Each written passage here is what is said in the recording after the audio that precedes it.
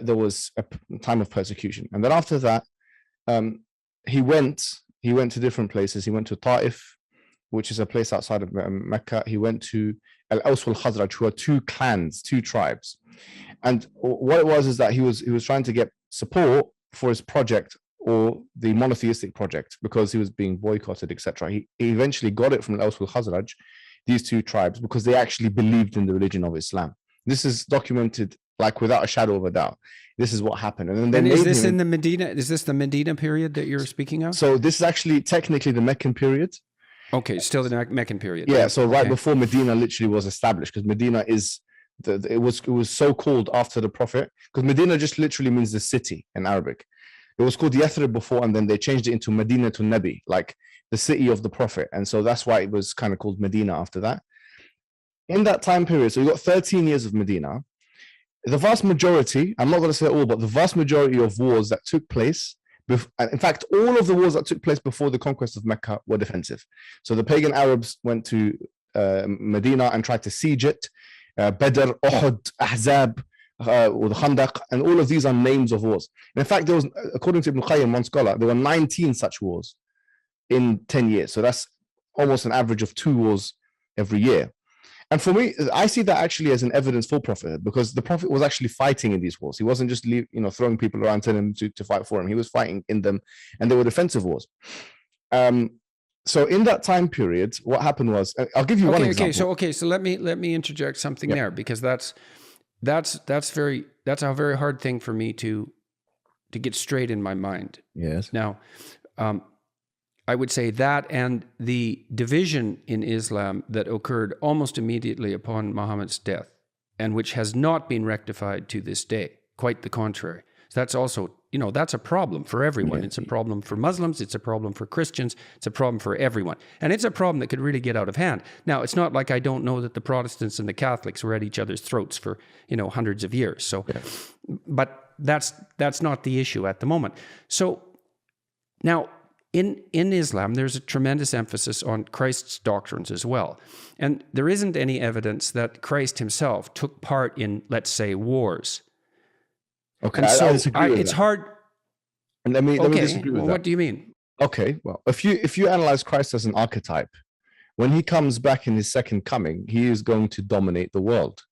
And one can say, well, that's not the historical Christ. But when we're looking at him in the way that you look at, look, that's a reasonable objection. If we look and at I understand that a judge has that martial element, and I don't think it's reasonable to use the archetypal representation as an argument against the historical reality. And look, I'm not saying to you that I know that what Muhammad did was wrong.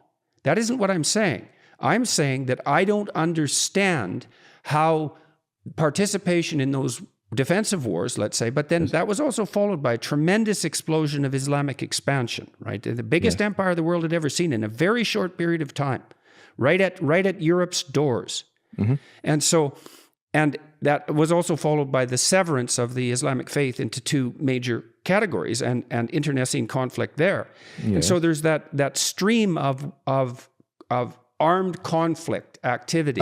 I think that you're, with respect, I don't think you're getting the history fully right here, because that's fine. Go right ahead. The war in Jamal and Siffin, the wars between Shia and Sunnah, or what would then be, it's not really between Shia and Sunnah, because quite frankly, Shiaism had not been established but the wars of the companions. How many people died in those wars?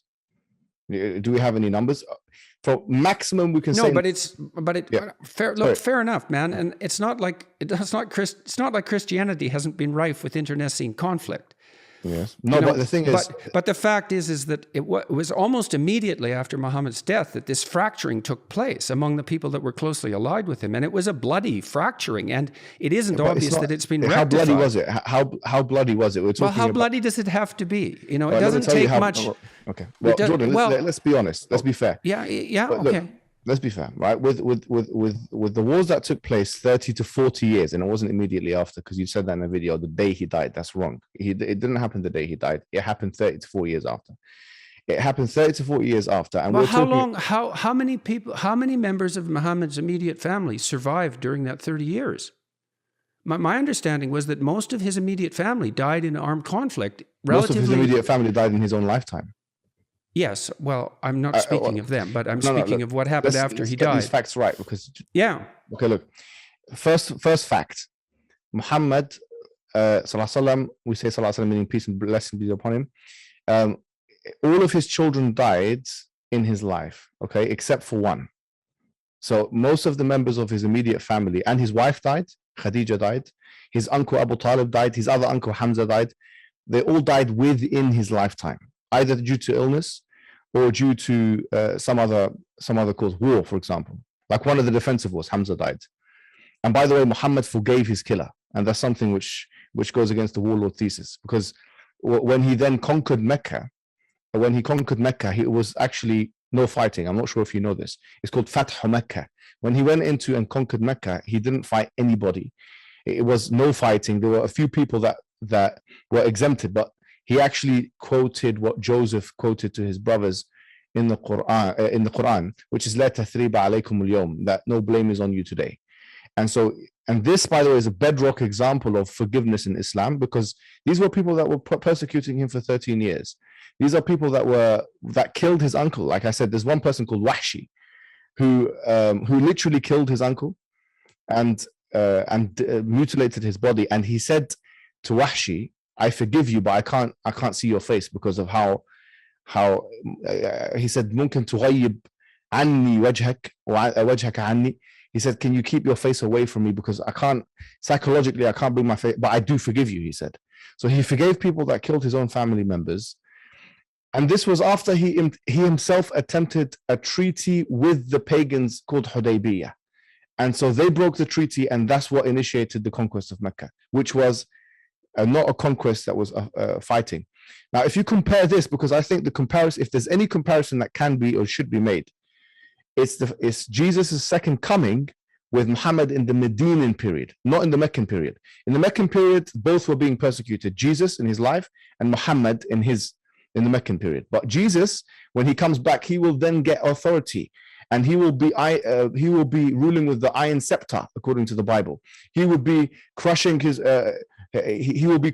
enemies, as it says in Corinthians, under his foot, humbling his enemies under his foot, and killing and violent stuff. So, in fact, I will actually argue today that the New Testament representation of Jesus Christ in his second coming is way more violent than Muhammad's conquests in the Medinan period. Okay, well, look, like I said, I wasn't trying to make the case. I wasn't trying to make the case that what happened in Mecca or Medina was wrong. So let me explain that a little bit. So Christian Europe fought a defensive war against the Nazis. It isn't obvious that that was wrong. I don't think that was, I wouldn't say that's defensive. Well, okay, fine. But I understand the concept of defensive war. Well, when America got involved in World War II, it was not under immediate threat by Germany, and they colonized it. And here's the thing: it overtook Western Germany. You see, and here's the thing: the term warlord that you use with the Prophet, you've never used with Harry Truman. You've never used with Roosevelt. You've never used with Winston Churchill, all of which conquered countries literally in wars. Because I feel like there is a bias there, and you've actually never used it with anybody else aside from the Prophet Muhammad in your public output. And I think that's unjustifiable. I think that you have biblical prophets like Moses, you have biblical prophets like Joshua, you have the Jesus in his second coming, all of which were warrior prophets, and you've only used the term warlord with the Prophet Muhammad, and I think that is unjustifiable. I think if what is it that what makes someone a warlord then?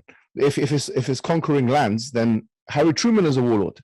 Then and so on and so forth. In fact, the Prophet Muhammad. Well, I guess that's a real tough question, isn't it? What makes a warlord and what makes a just war? It's not like any of us have the precise answers to that. I think that's partly what we're trying to hash out right here. There are definitions of the word warlords. The definition of the word warlord, according to Collins, is that someone who acquires force by aggressivity and violence.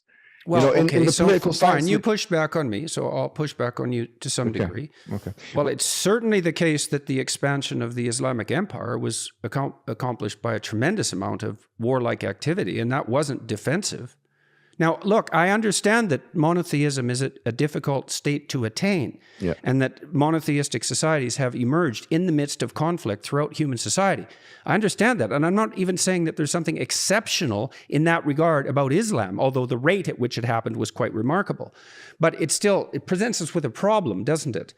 I mean, it presents everyone with a problem. And the problem is, well, for example, the problem is reconciling the idea of turning the other cheek with the idea of a just war, a defensive war, or an expansive war for that matter. And of course that issue is relevant to Islam because Islam exploded outward and produced the biggest empire the world had ever seen in the space of a few short centuries. Yeah, but Dr. Jordan Peterson. So then you ask, well, what's the spirit? What is the spirit that animated that? And is that attributable to the Islamic doctrines themselves? Yes, I don't know the answer to that. No, let me tell you the answer to that, okay? And this is what I want to tell you conclusively, and this will help build bridges, honestly, because we can maintain the warlord thesis, we can maintain the expansionist thesis. But here's what I'll tell you. Islam has a capability to be expansive, and it also has a capability of making peace treaties. And it does, and it should do whatever's in its best interest. Just like every country should do whatever's in its best interest. In the pre-modern world, we did not, I think this is highly anachronistic. In the pre-modern world, there was no such thing as the UN. It was a realist international relations framework whereby everybody was fighting everyone. The Roman Empire didn't care about it didn't care about you, quite frankly. It was expanding itself. The Persian Empire was expanding itself. And the Arabian Peninsula was in between both. And so it could have either been swallowed by those two other empires, or it could decide to, in fact, we will impose our government on them before they impose it on us. And it decided the former rather than the latter. It decided to expand. And in fact, the Prophet, in his weakest of times, he predicted that would happen. You know, there was one war in particular where they were starving, and it's called Khandaq, and he hit a rock and he said, Futihat Rum, the Roman Empire has been conquered. He hit a rock again. He said, Futihat Faris, that the Persian Empire has been conquered. And then he knocked the rock again. He said this in his weakest moment. He said that the Yemen has been conquered. I see that the expansion of the Islamic Empire is a proof for Islam.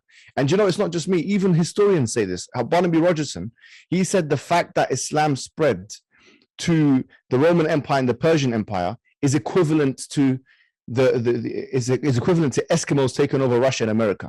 I believe it's miraculous, if anything, that this happened. But I don't think it's unjustifiable. I think actually, Jordan Peterson, to be then completely honest why did with it you, stop at Europe's borders, so to speak? If it was a miraculous expansion, it stopped out because of it wasn't successful there. It wasn't. It stopped where it couldn't go further. But the point is that it's not like the Christians at that time in Rome cared. I mean, they did the same thing for years. They were expanding themselves. Well, that's why I said I wasn't making a prima facie case that this was wrong. I'm trying to understand it, and you objected to my use of the term warlord, and perhaps rightly so. You know, perhaps that was an injudicious comment. I was rather shocked when I was reading Islamic history when I encountered the degree of violence that surrounded these events. And so, you know, maybe I was I was appreciate what you said there. I think that shows real sincerity, and it's one step closer to creating real meaningful relationships between I think and I think your defense that, well, the world was a battleground of empires, and you know, if it's push out from our territory or be encroached upon and dominated, then it isn't obvious that being encroached upon and dominated is the right approach, the correct approach, the most moral approach, let's say, especially because there'd be no shortage of bloodshed that would also accompany that. Mm-hmm. So sometimes you're in a bad place, but you know, it's not an easy thing for any of us to, what would you say, mediate between doctrines like turn the other cheek and love your enemy, and also at the same time discuss the necessity of both defensive and sometimes expansionist wars, right? We all have to contend with that. And it's very difficult to contend with it. The arguments are extremely complicated. You're absolutely right. And I